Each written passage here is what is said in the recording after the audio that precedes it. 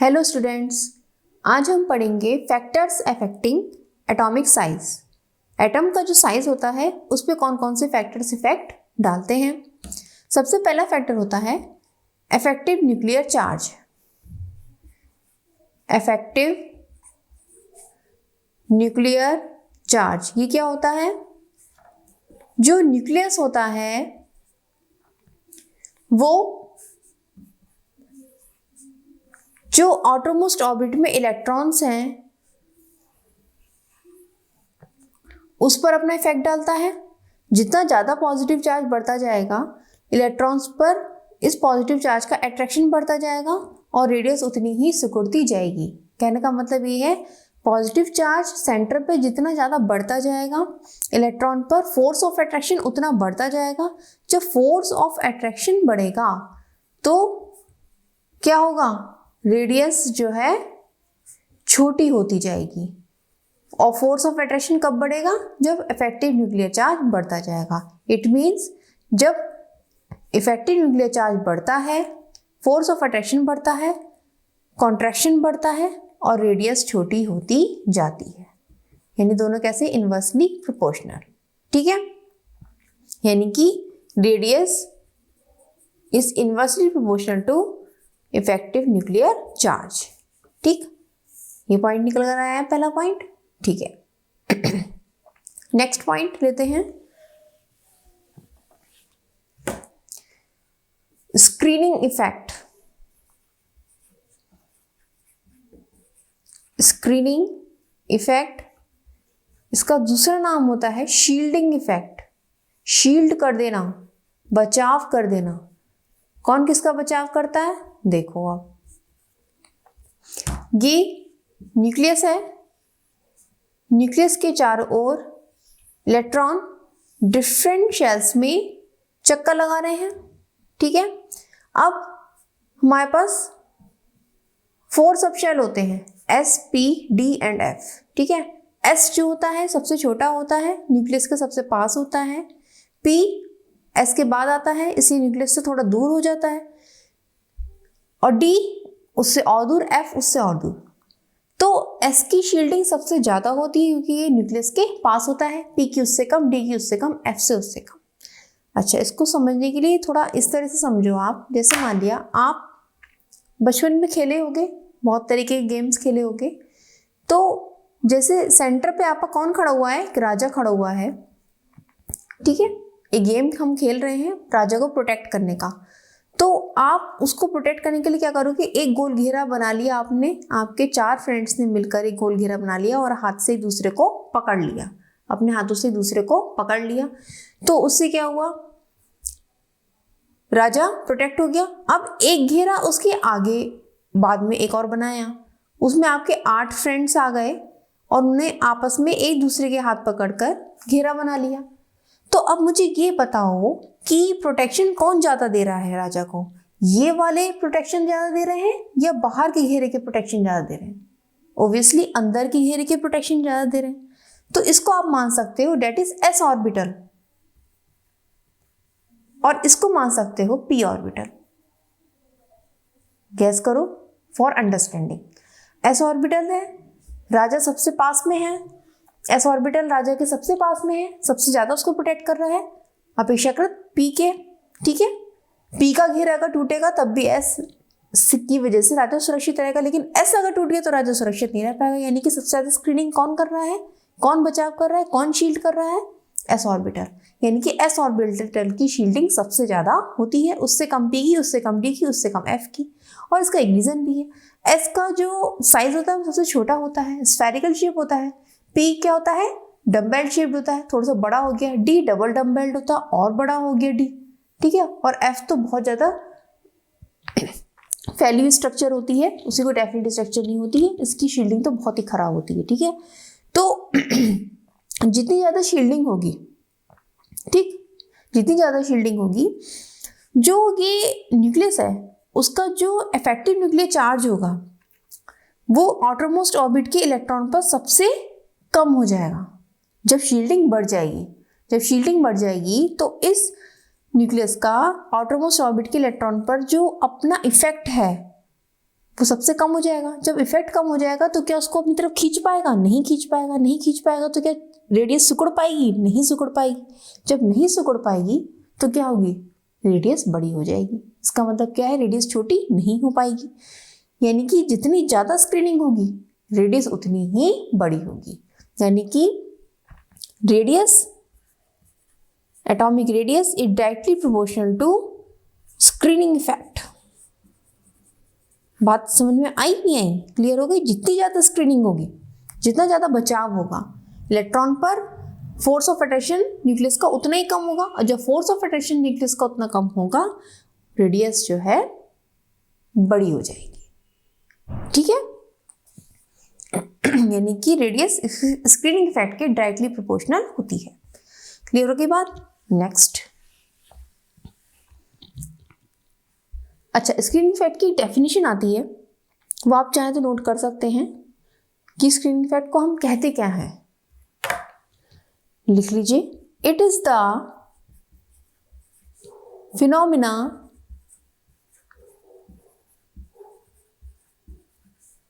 of the reduction of the force of attraction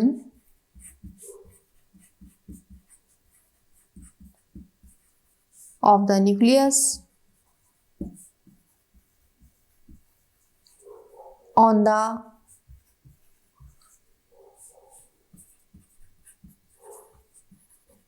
outermost valence shell electrons due to the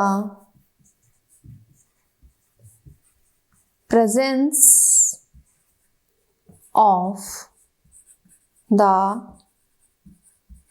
inner shell electrons।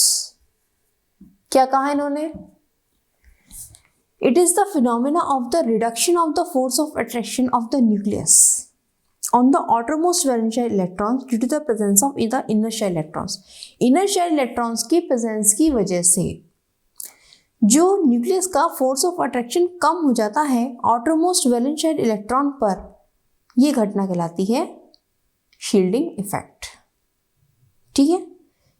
Inner shell electron की वजह से जो outermost valence shell electron है उस पर force of attraction कम हो जाने की घटना कहलाती है शील्डिंग इफेक्ट। हो गया क्लियर? ठीक, अब नेक्स्ट पॉइंट लेके चलते हैं। नंबर ऑफ शेल, ये तो क्लियरली दिख ही रहा है।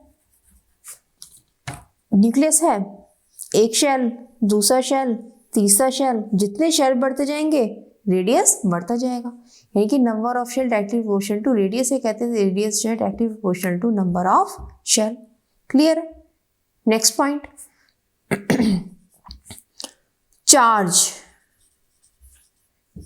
ठीक है, चार्ज का क्या हिसाब किताब है? पॉजिटिव चार्ज अगर बढ़ रहा है, पॉजिटिव चार्ज बढ़ रहा है, जैसे मान लिया ये सोडियम प्लस आयन, मैग्नीशियम +2 और एल्युमिनियम +3, पॉजिटिव चार्ज बढ़ रहा है। पॉजिटिव चार्ज बढ़ने का मतलब क्या है? इफेक्टिव न्यूक्लियर चार्ज बढ़ता जाएगा। ठीक है, और इलेक्ट्रॉन की संख्या कम हो रही है, पॉजिटिव चार्ज बढ़ता जा रहा है तो क्या होगा? आउटरमोस्ट ऑर्बिट के इलेक्ट्रॉन पर पहले से ज़्यादा इफेक्ट हो जाएगा। जब ज़्यादा इफेक्ट हो जाएगा तो क्या होगा? रेडियस सिकुड़ जाएगी और रेडियस कम हो जाएगी। यानी कि पॉजिटिव चार्ज के जो है इन्वर्सली प्रोपोर्शनल होती है रेडियस, या आप इसको पलट के लिख सकते हैं इजीली वे में, radius is inversely proportional to positive charge. ठीक है, अच्छा, नेगेटिव चार्ज की क्या होती है? Directly proportional. वो कैसे? हमने पहले पढ़ा भी था। ठीक है, एटॉमिक रेडियस के टाइप में जो हमारी एनायनिक रेडियस थी, जैसे क्लोरीन आयन, सल्फर -2, नाइट्रोजन की जगह फॉस्फोरस ले लेते हैं, फॉस्फोरस -3। ठीक है, इसमें क्या हो रहा है? नेगेटिव चार्ज बढ़ता जा रहा है। नेगेटिव चार्ज जितना बढ़ता जाएगा इफेक्टिव न्यूक्लियर चार्ज की मात्रा उतनी कम होती जाएगी और रेडियस जो है बढ़ती जाएगी। ठीक है, यानी कि रेडियस पॉजिटिव चार्ज की इन्वर्सली प्रोपोर्शनल और नेगेटिव चार्ज की डायरेक्टली प्रोपोर्शनल होती है। क्लियर हो गई बात? तो ये हमारे फैक्ट थे। हम इसको सबको कंसोलिडेट करके लिख लेते हैं एक बार। समराइज करके शॉर्ट में, कि जो रेडियस है, एटॉमिक रेडियस, ठीक है, डायरेक्टली प्रोपोर्शनल टू किसके sorry inversely proportional to effective nuclear charge, ठीक, directly proportional to screening effect, या आप इसको शील्डिंग इफेक्ट भी बोल सकते हैं, directly proportional to number of shell, shell जितने बढ़ते जाएंगे रेडियस उतना बढ़ता जाएगा, inversely proportional to positive charge and directly proportional to negative charge. आप इसको लिख सकते हैं, नोट कर सकते हैं, ठीक है। इतना ही आप याद कर लेंगे तो आप पॉइंट्स अपने आप ही बना देंगे। 1 2 3 4 पॉइंट्स हो गए, या बना देंगे, ठीक है।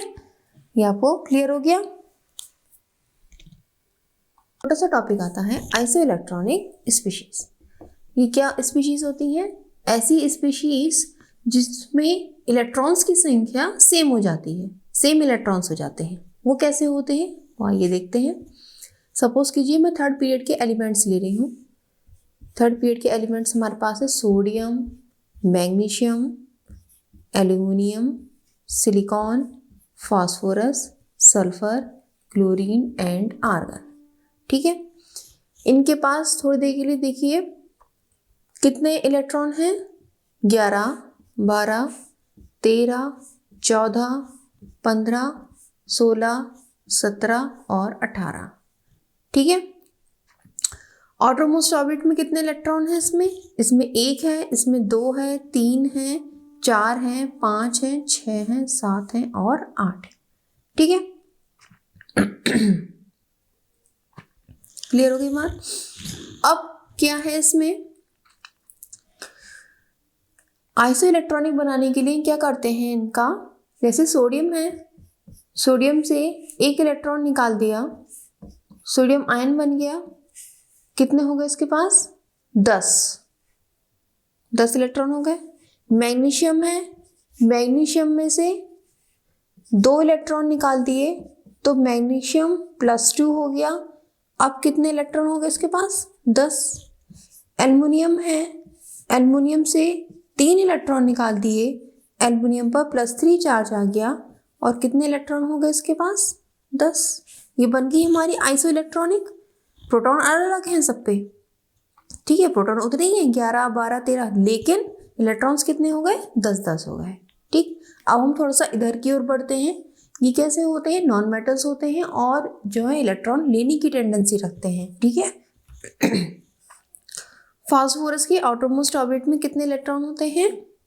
आप देखो 15 का कन्फिग्रेशन करो, 2, 8, 10, 5, 15, 5 इलेक्ट्रॉन होते हैं। इसको अपना ऑक्टेट पूरा करने के लिए 3 इलेक्ट्रॉन्स चाहिए, तो ये क्या करता है, 3 इलेक्ट्रॉन आसानी से ले लेता है और फास्फोरस पर -3 चार्ज आ जाता है, ठीक है। अब इसके पास कितने इलेक्ट्रॉन हो गए?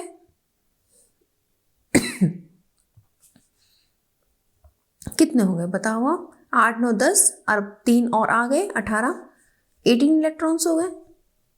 कितने हुए? 18 इलेक्ट्रॉन्स, ठीक। सल्फर को देखें हम, सल्फर पे 2 इलेक्ट्रॉन्स की ले ले सल्फर तो कितना हो जाएगा? S-2। अब तक इस पे 16 थे, अब कितने हो गए? 18 इलेक्ट्रॉन हो गए। क्लोरीन को देखें, क्लोरीन 1 इलेक्ट्रॉन लेकर क्लोरीन -1 चार्ज आ जाता है। कितने इलेक्ट्रॉन हो गए? 18 इलेक्ट्रॉन हो गए, ठीक है। और आर्गन पर भी कितने हैं? क्योंकि ये इनर्ट गैस है, ना लेगी ना देगी, इसका ऑक्टेट पूरा है, इस पर भी 18 इलेक्ट्रॉन, तो ये आइसो इलेक्ट्रॉनिक स्पीशीज हो गई। इस तरह से हम आइसो इलेक्ट्रॉनिक स्पीशीज को बनाते हैं। आई बात समझ में? क्लियर हुई? ठीक है। अब जैसे मान लिया मुझे इन्हीं में ही कंपैरिजन करना है, तो मैं किस तरह से करूँगी? इसको मैं मिटा देती हूँ, ठीक। अब हमारे पास आइसो इलेक्ट्रॉनिक स्पीशीज क्या हुई, अब हम इनमें कंपैरिजन करते हैं। सोडियम आयन, मैग्नीशियम आयन और एल्यूमिनियम आयन, कितने हैं इनके पास? 10 है, ठीक है।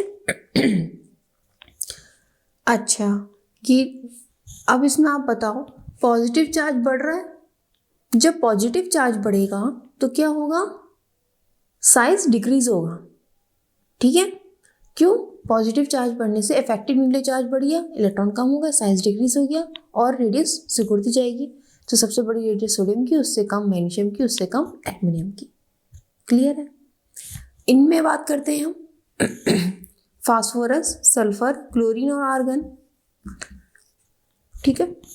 यहाँ -3 है, -2, -1 एंड देन आर्गन।